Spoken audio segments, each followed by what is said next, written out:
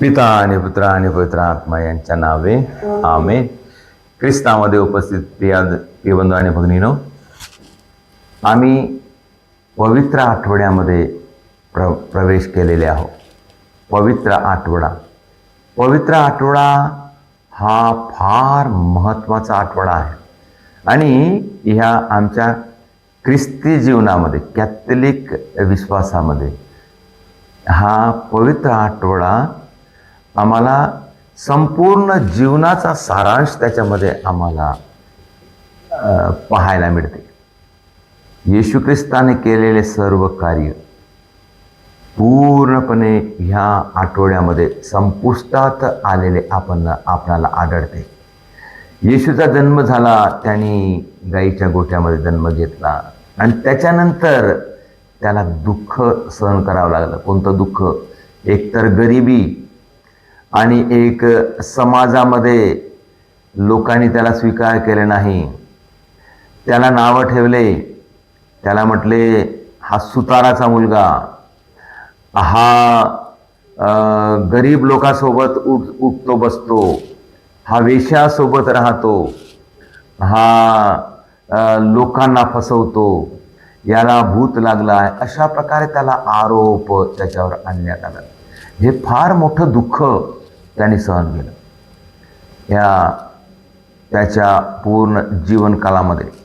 आणि त्याच्यानंतर आम्ही पाहतो हे दुःख त्याच्या जीवनामध्ये होतच. लोकांनी त्याला स्वीकार केलं नाही, कधी कधी त्याला पकडायला आले, कधी कधी त्याला मारायला आले, कधी कधी त्याला पडून जावं लागलं. हे सर्व दुःख त्याला, कारण त्याला स्वीकार केले नाही. आणि त्याच्यानंतर त्याने दुःख सहन केलं. त्याने 40 दिवस 40 रात्र उपवास केला आणि उपवासाच्या नंतर त्याची परीक्षा झाली आणि त्या परीक्षेमध्ये प्रभू येशूने शैतानाला हरवलं. कारण प्रभू येशूने बायबलच्या वचनानुसार शैतानाचा न्याय केला. शैतानानं म्हटलं, तू आता उपाशी आहेस ना, तुला भूक लागली ना, ह्या धोंड्याच्या भाकरी कर आणि खा. परंतु प्रभूनं तसं नाही केलं. कारण प्रभू करू शकला असता, परंतु प्रभूनं तसं नाही केलं. कारण प्रभूला शैतानाच्या आदेशानुसार जीवन जगायचं नाही, शैतानाची गोष्ट मानायची नाही, शैतानाच्या परीक्षेमध्ये नापास व्हायचं नाही. तर प्रभूने वचन सांगितले, वचन म्हणते असा शास्त्रलेख आहे असं सांगितलं की मनुष्य केवळ भाकरीने नव्हे तर परमेश्वराच्या मुखातून निघणाऱ्या प्रत्येक वचनाने जगेल. या वचनाने प्रभूने शैतानाला हरवलं. आणि अशा प्रकारे पुष्कळ 3दा जेव्हा शैतान त्यांना परीक्षेमध्ये टाकलं तेव्हा येशू जिंकला. नंतर शेवटच्या वेळेस जेव्हा हा दुःखाचा काळ सुरू झाला तेव्हा, म्हणजे पवित्र आठवड्यामध्ये सर्वात प्रथम येशूनं आजच्या दिवशी येशूने गाढवावर बसून प्रवास केला. हा गाढवावर बसून प्रवास करण्याचा उद्देश काय? जकरियाच्या ग्रंथामध्ये अध्याय 9 वचन 9 मध्ये भविष्यवाणी जे संदेश त्यांनी सांगून ठेवली होती ती पूर्ण होताना या वचनामध्ये दिसते. आणि येरुशलेम मध्ये येशूचा प्रवेश आणि येशू गाढवावर बसून येत आहे. गाढवावर. येशू घोड्यावर नाही बसला. येशू घोड्यावर नाही बसला. कारण घोडा काय आहे? घोडा एक गर्विष्ठ आहे. त्याची मान आपण पाहतो, घोड्याची मान एकदम आकाशाकडे पाहत असल्या, खाली नाही. त्याची मान झुकत नाही. तो गर्विष्ठ आहे, मोठा प्राणी आहे. राजाचं एक प्रतीक आहे, मोठेपणाचं प्रतीक आहे, गर्विष्ठपणाचं प्रतीक आहे. परंतु गधा हा विनम्रतेचं प्रतीक आहे, विनम्रता, लहानपण. आणि म्हणून येशूने गध्याला निवडलं, त्याच्यावर स्वार.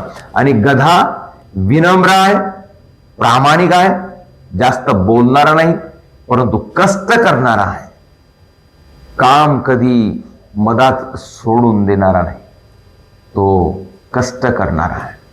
आणि म्हणून अशा प्रकारे येशूने गध्याला निवडलं, अशासाठी की आम्हाला हे शिकवून देण्यासाठी की राजा असेल तरी अंतःकरणामध्ये आम्हाला विनम्र होणे फार गरजेचं आहे, अंतःकरणामध्ये आम्हाला लहान बनणे फार गरजेचं आहे. आणि राजा जेव्हा यरुशलेम मध्ये प्रवेश करतो, प्रभू येशू राजा बनून जेव्हा यरुशलेम मध्ये प्रवेश करतो, तेव्हा सर्व लोकांनी त्याला स्वीकार केला. हातामध्ये जाळी घेतल्या, खजुराच्या फांद्या घेतल्या, रस्त्यावर आपले कपडे टाकले आणि येशूचे स्वागत केले. परंतु त्यांचा उद्देश काय होता? त्यांचा उद्देश हा होता की येशू राजा बनणार आणि त्यांना काय करणार? त्यांना त्याच्या राज्यामध्ये सुख देणार. रोमन राजाकडून जे त्यांचे छळ होत होता, त्यांचा अत्याचार होत होता, तो वाचणार. म्हणजे त्यांनी येशूला एक पॉलिटिकल राजकीय नेता, राजकीय राजा असं समजले. परंतु येशू राजकीय राजा नाही, येशू सामाजिक राजा नाही, किंवा येशू आमच्यावर राज्य करून धनसंपत्ती देणारा, सुख सोयी देणारा राजा नाही, तर येशू हा शांतीचा राजा आहे. येशू हा स्वर्गीय राजा आहे. येशू अंतःकरणाचा राजा आहे. येशू समाधानाचा राजा आहे. येशू सत्याचा राजा आहे. जेव्हा हे येशूला ऐकले तेव्हा सर्वजण सोडून गेले. त्याच्यानंतर काय झालं? हा पवित्र आठवड्यामध्ये आहो आपण. नंतर गुरुवारच्या दिवशी येशूने शिष्याचे पाय धुवून आपल्या प्रेमाचं प्रतीक दिलं. त्यांचे पाय धुतले आणि रोटी हातामध्ये घेऊन हे माझे शरीर आहे असं म्हणून त्यांनी येशूच्या शरीराची स्थापना केली. पाय धुवून येशूने शिष्याला प्रेमाचं प्रतीक दिलं. रोटी हातात घेऊन स्वतःचं समर्पण केलं का हे माझे शरीर आहे. गुरुवारच्या दिवशी येशूने आपले शरीर रोटीमध्ये बदलवलं आणि त्याच्यानंतर येशूने पुरोहिताची स्थापना केली. पुरोहित बनवलं, त्यांना अधिकार दिला आणि त्या पुरोहिताद्वारे आज चर्च चालत आहे. चर्चचे सांगोपन पुरोहिताच्या द्वारे होत आहे. पाप क्षमेचा अधिकार त्याला दिलेला आहे. पूजा बलिदानाचा अधिकार त्याला दिलेला आहे. आम्हाला वेगवेगळ्या संस्कारामध्ये आशीर्वाद देणारा पुरोहित आहे. ह्या पवित्र आठवड्यामध्ये आम्हाला मिळालेलं दान आहे. त्याच्यानंतर आम्ही पाहतो पवित्र शुक्रवार, उत्तम शुक्रवार. उत्तम का म्हणून म्हणतो? उत्तम अशासाठी म्हणले जाते की येशूने उत्तम कार्य केलं. त्यांनी प्राण दिला, तो मरण पावला. मरण पावणे लोकांच्या दृष्टीने एक वाईट आहे किंवा दुःखाची गोष्ट आहे, परंतु येशूला हे मरण पावणे काही दुःख नव्हतं. त्याने कधीच मरणासाठी घाबरला नाही, परंतु ह्या मरणाच्या माग त्याला एक विजय दिसत होता की आमच्या पापाची मुक्ती, आम्हाला पापापासून मुक्ती, ते विजयी त्याला दिसत होता आणि म्हणून त्याने त्या विजयासाठी आपला प्राण अर्पला. म्हणजे त्यांनी आपला प्राण देऊन काय केलं? आमच्या पापाची त्यांनी क्षमा मिळवली. म्हणजे त्याने उत्तम कार्य केलं, म्हणून त्याला उत्तम शुक्रवार म्हणतात. आणि त्याच्यानंतर प्रियबंधू आणि भगिनींनो, येशूने सहन केलेल्या दुःखाचं प्रतीक, दुःखाचा मोठा मान म्हणून परमेश्वराने प्रभू येशू ख्रिस्ताला तिसऱ्या दिवशी जिवंत झाला, पुनरुत्थित झाला. जगामध्ये कोणताही व्यक्ती आम्हाला दिसत नाही की पुनरुत्थित झाला. येशूचं पुनरुत्थान झालं. प्रियजन हो, ह्या पवित्र आठवड्यामध्ये आजपासून जे सुरू झालेला पवित्र आठवडा हे अति भक्तीचा आठवडा आहे. प्रभूसोबत जुळून राहण्याचा आठवडा आहे. आम्ही स्वतःला तयार करून, आपण पापापासून पश्चाताप करून जास्तीत जास्त प्रार्थना करत राहायचा हा आठवडा आहे. प्रार्थनामध्ये समय घालवायचा. या आठवड्यामध्ये प्रिय बंधू आणि भगिनींनो, आपण प्रभू सोबत बसून जास्तीत जास्त प्रार्थना करण्याचा आपण प्रयत्न करूया. ज्याप्रमाणे गेत्सेमनी बागेमध्ये येशूने शिष्याला घेऊन गेले आणि म्हणत आहे की तुम्ही परीक्षेत पडू नये म्हणून प्रार्थना करा.